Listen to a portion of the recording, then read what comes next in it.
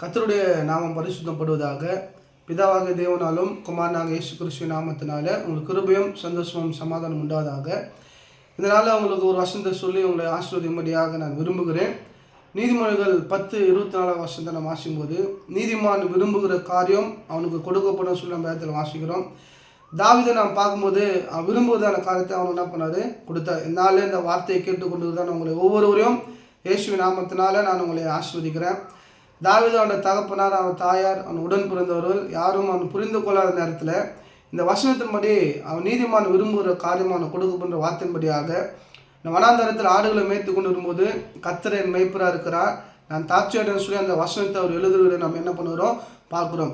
இதனால் இந்த வார்த்தை கேட்டுக்கொண்டுகிறான அன்பு சகோதர சகோதரிகளை அவன் நமதிலோடு கூட இருக்கும்போது அந்த வார்த்தையின்படியாக இந்த நீதிமான் விரும்புகிற காரியம் அவனுக்கு கொடுக்கப்பட்டது. தேவன் அவனை பார்த்து வாக்குறுத்தார்.